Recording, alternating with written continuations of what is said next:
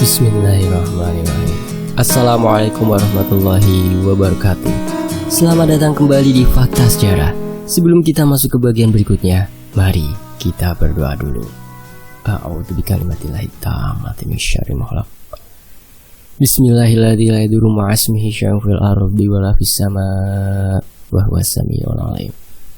Allahumma sholli ala sayyidina. Ini dia bagian berikutnya, Susuk Sang Pelakor, karya dari Resti Anjayani.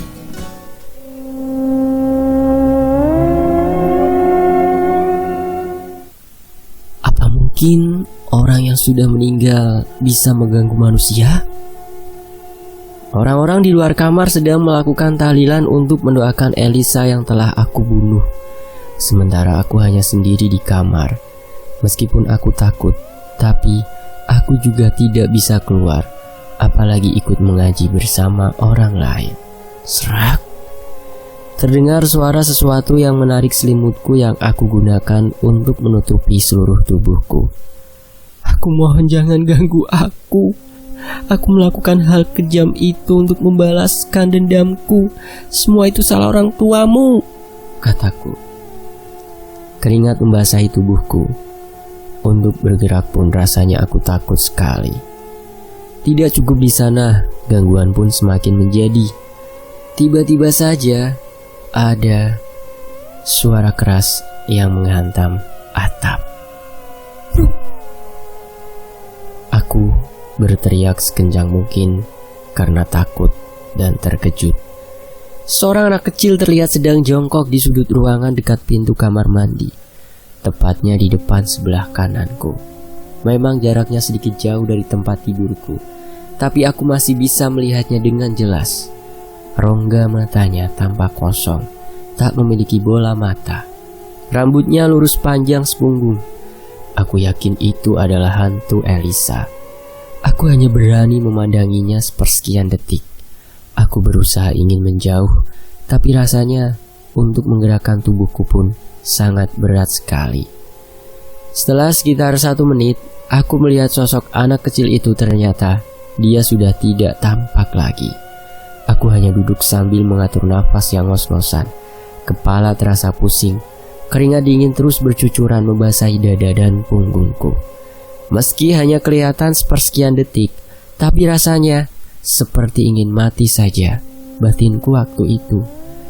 Belum sampai tubuhku kembali dalam keadaan normal, tiba-tiba ada telapak tangan yang memegangi bahuku. Seketika tubuhku terasa lemas. Aku tidak dapat mengontrolnya lagi. Aku pun pingsan tanpa mengetahui sosok di balik tangan tersebut. Kuhirup aroma sesuatu yang membuatku terbangun dan sadarkan diri.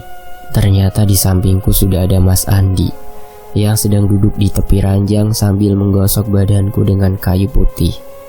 Selain itu di kepalaku sudah terpasang kompresan pendingin demam. "Kamu gak apa-apa kan sayang?" tanya Mas Andi cemas.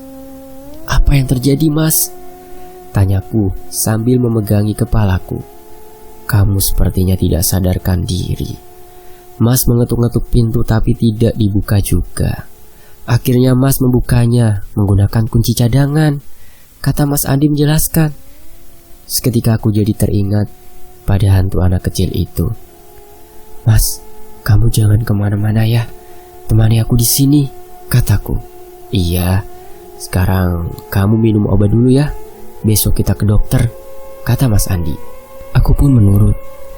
Kulihat waktu menunjukkan pukul 1 dini hari. "Sekarang kamu tidur, ini masih malam," kata Mas Andi. "Iya Mas, gimana cara tahlilannya? Semua lancar kan?" tanyaku basa-basi. "Lancar." Mas masih gak percaya Elisa bisa meninggalkan Mas cepat ini. "Apa menurut kamu kematian Elisa ini wajar?" Karena banyak orang yang mempertanyakan kenapa Elisa bisa bermain di kamar mandi dan tenggelam. Meskipun Mas sudah jelaskan, tapi banyak orang yang masih mempertanyakan dan merasa aneh, kata Mas Andi. "Sudahlah Mas, jangan dengarkan kata orang. Lagi pula, Kalaupun ada siapa juga yang tega mencelakai anak kecil, pasti semuanya murni kecelakaan, kataku meyakinkan. Iya, Mas lelah sekali hari ini. Kita tidur ya, kata Mas Andi. Mas Andi pun tertidur, sementara aku masih terjaga karena teringat kejadian tadi. Aku takut kalau hantu anak kecil itu menggangguku lagi. Baru saja aku memikirkan hal itu, suara tangisan anak kecil itu terdengar lagi. Semakin lama, tangisan itu semakin pilu dan menyayat hati, seperti tangisan anak kecil yang ditinggalkan orang tuanya. Lama-lama aku bisa gila kalau terus begini. Padahal baru saja tadi siang Elisa meninggal, tapi arwahnya seperti sudah bergentayangan. Entah halusinasiku saja yang merasa bersalah dan ketakutan sendiri.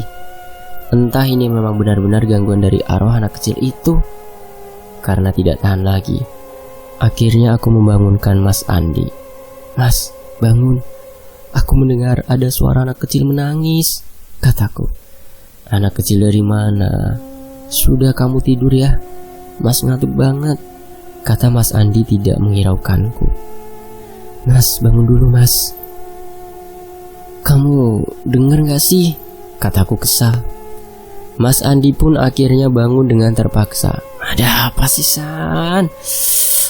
Tanya Mas Andi menahan kantuk. Kamu dengar gak sih ada suara tangisan? Tanyaku. Mas Andi menajamkan pendengarannya. Enggak kok. Di rumah ini kan gak ada anak kecil selain Elisa. Mungkin kamu salah dengar. Atau jangan-jangan itu pertanda bahwa ada sesuatu? Tanya Mas Andi curiga. Mendengar perkataan Mas Andi, aku langsung diam terpaku. Seharusnya aku tidak boleh mengeluhkan gangguan arwah anak kecil itu pada siapapun. Kalau tidak, semua orang pasti akan curiga dan kembali menyelidiki kematian Elisa. Aku harus mencari cara agar arwah Elisa tidak menggangguku lagi. Dan setelah mendengar pernyataan yang mengatakan bahwa ada suara anak kecil yang menangis, Mas Andi merasa curiga. Kayaknya memang aku yang salah dengar kok mas. Ya udah, kita tidur aja lagi yuk, kataku mengalihkan pembicaraan. Mas Andi menurut dan akhirnya tidur, sementara aku melewati malam ini dalam bayang-bayang ketakutan. Keesokan harinya, Mas Andi dan Bunia tidak pergi kemana-mana karena masih dalam keadaan berduka. Selain itu masih banyak orang berdatangan ke rumah untuk mengucapkan bela sungkawa. Kring. Suara handphone ku berdering. Kulihat nomor tidak dikenal yang menghubungi. Halo, ini siapa ya? Saya Tini. Maaf, apa benar ini sama Mbak Santi? Iya, ini Tini siapa dan ada perlu apa? Saya Tini, pembantunya Mbak Lina. Saya menelpon Mbak Santi untuk meminta bantuan karena saya bingung harus berbicara sama siapa lagi. Saat ini Mbak Lina sakitnya semakin parah, Mbak. Saya udah nggak kuat kerja di sini, tapi saya juga nggak tega kalau harus meninggalkan sendiri begitu saja. Saya mohon Mbak Santi tolong temui Mbak Lina ke rumahnya. Lina kan memang sakit, Mbak. Seharusnya kamu merawatnya, bukannya malah minta berhenti bekerja, kataku kesal. Saya tahu Mbak, tapi penyakitnya Mbak Lina aneh. Saya tidak kuat buat mengurusnya lagi. Mau dibayar berapapun juga. Saya takut Mbak. Terdengar suara Tini ketakutan dan jengkel. Sakit aneh gimana maksud kamu? Tanyaku penasaran. Saya tidak bisa mengatakannya Mbak. Lebih baik Mbak melihatnya sendiri. Ya sudah kalau gitu, kamu jangan berhenti kerja dulu, apalagi meninggalkan Lina sendirian. Saya akan ke sana sekarang, kataku cemas. Aku segera bersiap untuk pergi ke rumah Lina. Aku sangat khawatir dengan kondisi Lina saat ini. Sebelum berangkat, aku meminta izin pada Mas Andi yang sedang menemani beberapa tamu. Kamu mau kemana? Orang lain lagi berduka tapi kamu malah mau kelayapan. Emang gak punya perasaan? Kata Bunia yang berpapasan denganku. Aku tidak menggubris perkataan Bunia karena aku harus buru-buru pergi ke rumah Lina. Kulihat Mas Andi sedang duduk. Aku pun memanggilnya. Kamu mau kemana sudah rapi begini? Tanya Mas Andi. Aku mau ke rumah Lina sebentar mas, dia sakit lagi, boleh kan? Ya sudah, tapi pulangnya jangan lama-lama ya, kata Mas Andi. Setelah mendapat izin dari Mas Andi, aku pun langsung pergi ke rumah Lina. Sesampainya di sana, rumah Lina terlihat sepi. Ting tong, ting tong. Aku memencet bel. Beberapa saat kemudian, Tini keluar membuka pintu. Mbak Santi, syukurlah Mbak sudah datang. Ayo masuk, kata Tini. Aku pun masuk ke dalam rumah. Lina di mana? Kamu sudah bawa dia ke rumah sakit atau hubungi dokter belum? Tanyaku. Mbak Lina ada di dalam kamarnya. Saya sudah menghubungi dokter, Mbak. Penyakit HIV Mbak Lina sudah stadium akhir. Dan sekarang Mbak Lina menderita penyakit komplikasi. Karena sistem kekebalan tubuhnya sudah sangat lemah. Sehingga berbagai macam penyakit bisa dengan mudah masuk ke dalam tubuh Mbak Lina, kata Tini menjelaskan. Tinggal beberapa langkah lagi aku masuk ke dalam kamar Lina. Saat aku membuka pintu kamarnya, bau busuk menyeruak, membuat perutku terasa sangat mual, sehingga aku kembali keluar. Ya ampun Tin, kamar Lina bau busuk begitu, kamu bersihin gak sih? Tanyaku sambil menahan mual. Saya bersihkan tiap hari Mbak, tapi bau busuk itu seperti keluar dari tubuh Mbak Lina, kata Tini. Pantas saja Tini ingin berhenti bekerja, pikirku dalam hati. Mbak Lina juga sering berteriak-teriak kesakitan hampir sepanjang malam. Terus dia sering bertingkah seperti orang kesurupan, kata Tini membatin. Kamu bawa Lina ke rumah sakit saja, biar di sana ada yang merawat Lina dengan baik, kataku. Sudah Mbak, tapi Mbak Lina sering bertingkah aneh di malam hari sehingga mengganggu pasien lain. Mbak Lina juga sudah beberapa kali melakukan percobaan bunuh diri, tapi dokter juga merasa aneh. Dia masih selamat dengan kondisi yang sangat parah, tapi tetap saja Mbak Lina seperti tersiksa dengan kondisinya sekarang, kata Tini. Karena penasaran, aku pun kembali masuk ke dalam kamar untuk melihat kondisi Lina. Aku menutup hidungku dengan tanganku. Ketika aku masuk, kulihat tubuh Lina kurus kering, seperti tinggal tulang terbungkus kulit. Kepalanya botak, wajahnya sangat pucat, dan bau busuk yang keluar dari tubuhnya membuat orang tidak betah berlama-lama dekat dengannya. Aku benar-benar sangat kaget melihat kondisi Lina yang mengenaskan. Lin, ini aku Santi, bangun, kataku. Lina membuka matanya. Santi, tolong aku San, aku udah gak kuat. Aku ingin mati saja, kata Lina. Kamu jangan bicara gitu San, kamu pasti sembuh, kataku. Aku ingin mati, aku ingin mati, aku ingin mati. Santi terus saja mengatakan ingin mati lalu menangis dan tertawa sendiri sampai membuatku ketakutan dan langsung pergi dari kamarnya. Tini yang menungguku di luar kamar menatap heran saat aku tergesa-gesa keluar dari kamar Lina. Kenapa Mbak? Apa terjadi sesuatu pada Mbak Lina? Tanya Tini. Benar kata kamu Tin, aku juga takut ketemu Lina, kataku. Maaf Mbak, bukannya saya ikut campur, tapi saya sudah tahu Mbak Lina memakai susuk, dan sepertinya ini ada hubungannya dengan itu, kata Tini. Maksud kamu? Tanyaku penasaran. Saya pernah dengar kalau orang yang memakai susuk akan sulit untuk meninggal dan akan tersiksa. Sepertinya hal itu yang menimpa Mbak Lina sekarang, kata Tini. Mendengar perkataan Tini, aku jadi semakin lemas. Apalagi aku juga memakai susuk. Terus apa yang harus kita lakukan untuk membantu Lina? Tanyaku. Kita harus membantu Mbak Lina mengeluarkan susuk yang dipasang di tubuhnya. Itu jalan satu-satunya Mbak, kata Tini.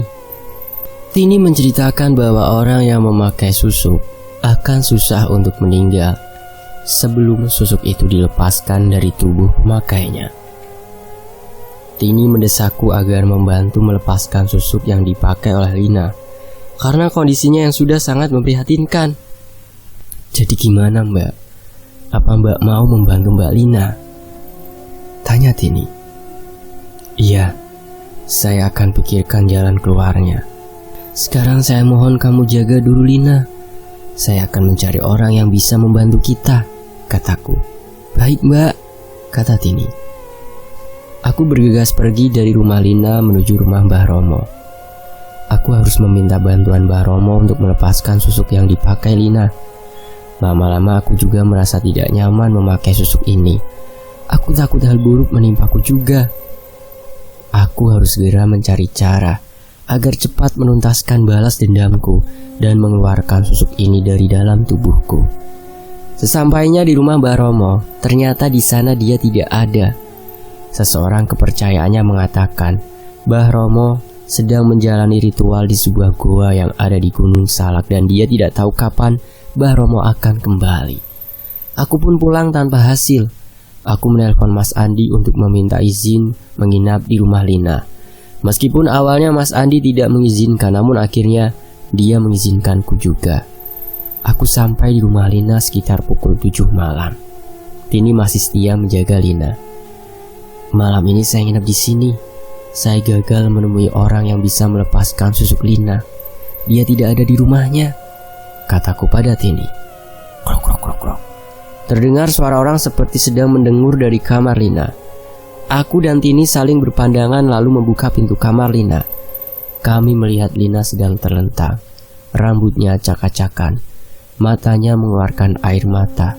Sementara dia terus saja mendengkur. Lina seperti orang sedang sekarat. Tapi karena tidak tahan dengan bau busuk yang keluar dari tubuhnya, aku langsung berlari dan muntah. Begitupun dengan Tini yang sama mualnya denganku.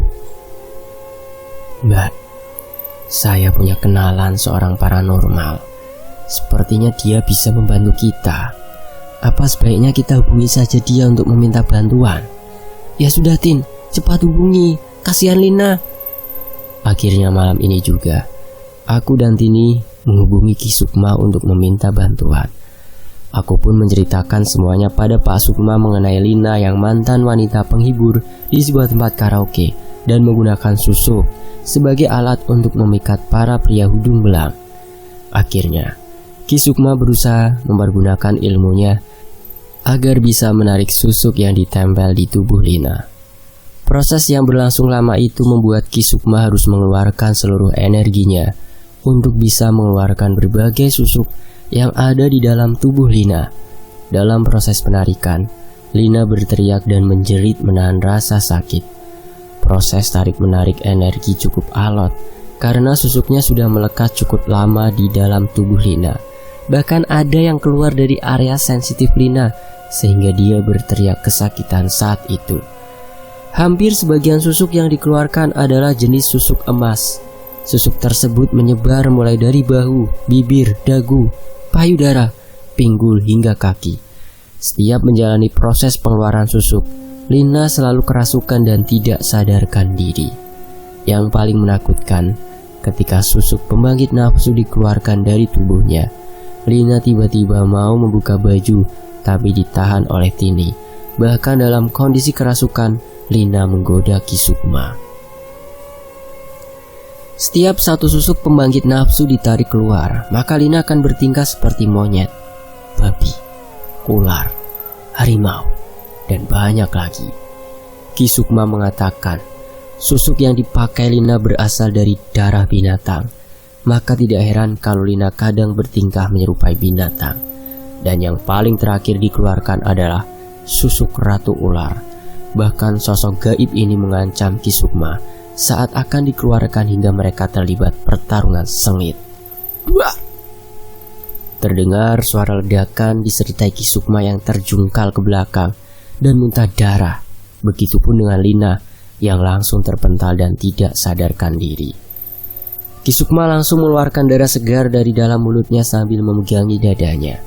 Ki Sukma juga langsung tidak sadarkan diri, membuat aku dan Tini kebingungan harus melakukan apa. Sepertinya penunggu susuk yang dipakai Lina sangat kuat sehingga membuat Ki Sukma terluka parah.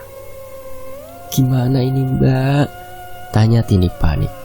Aku juga gak tahu Tin. Ayo kita angkat Lina ke atas kasur, kataku. Kulihat wajah Lina sudah pucat.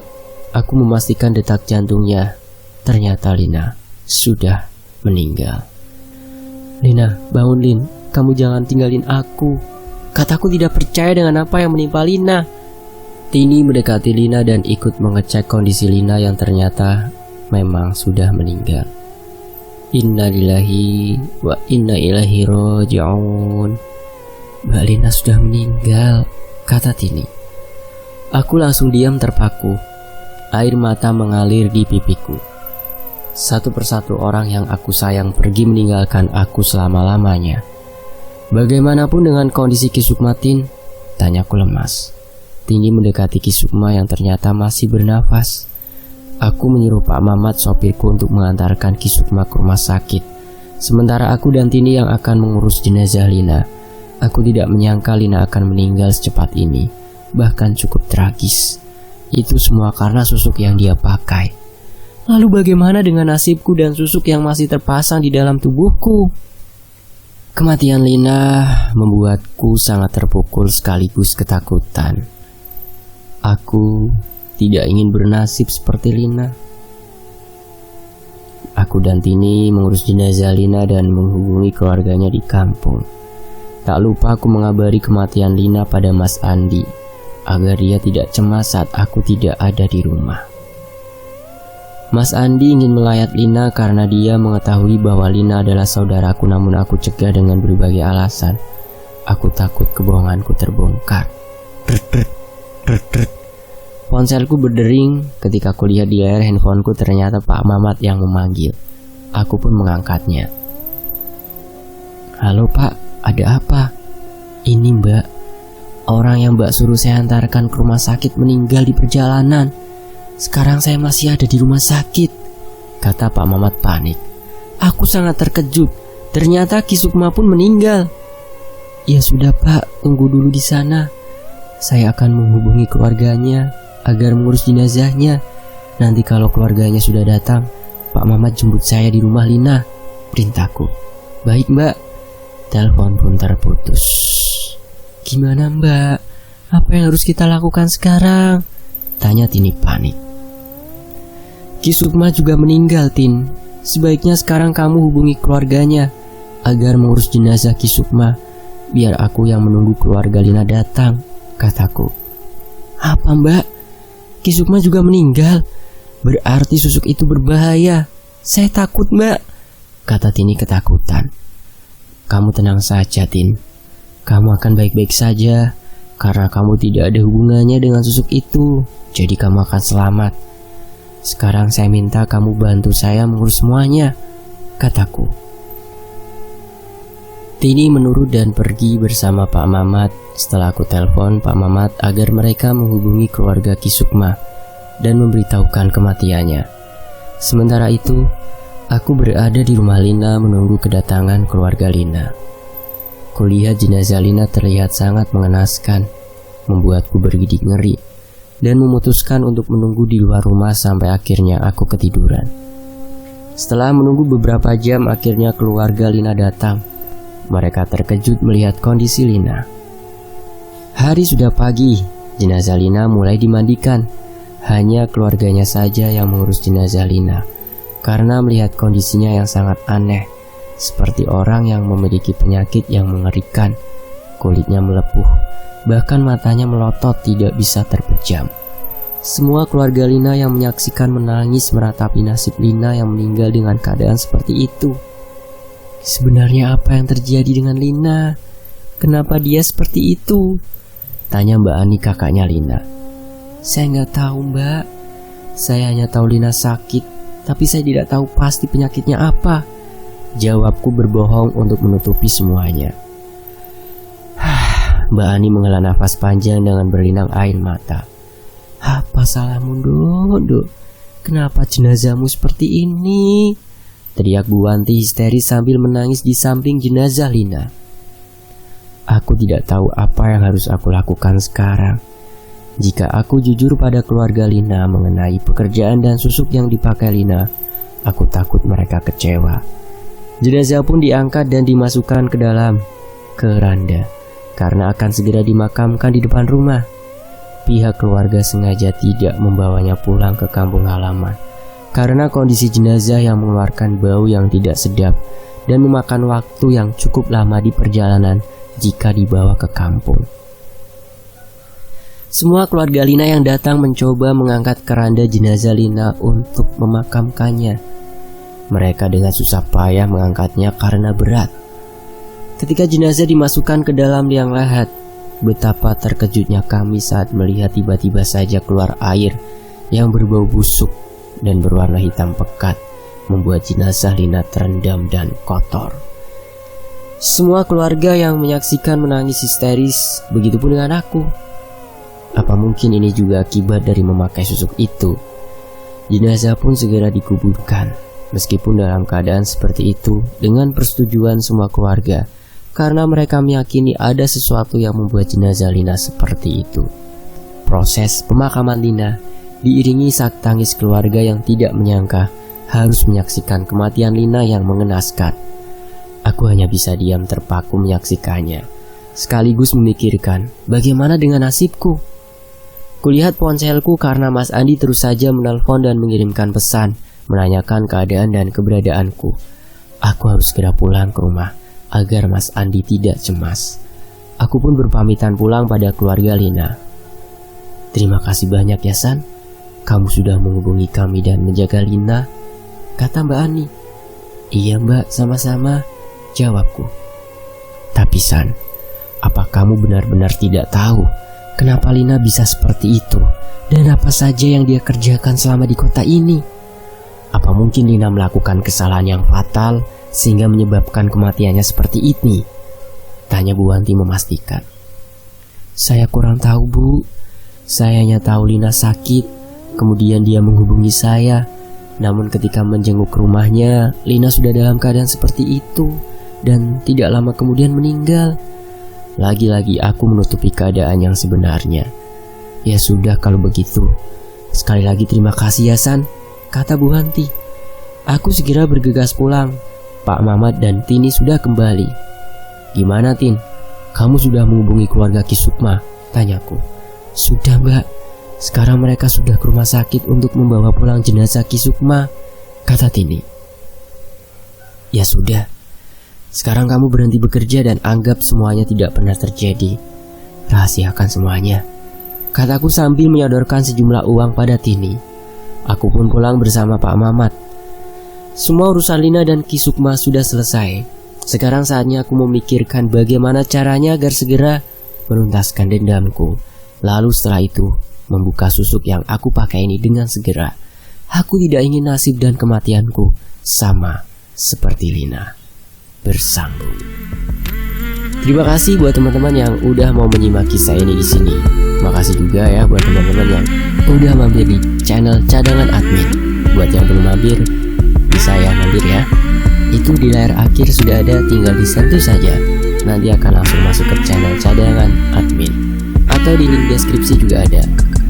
Dan makasih juga untuk penulisnya ya, luar biasa, Kak Resti Anjayani. Semoga selalu sehat dan dimurahkan rezekinya. Dan saya pamit teman-teman. Wassalamualaikum warahmatullahi wabarakatuh. Sampai jumpa di bagian berikutnya. Tetap di Fakta Sejarah. Alhamdulillahirabbil alamin.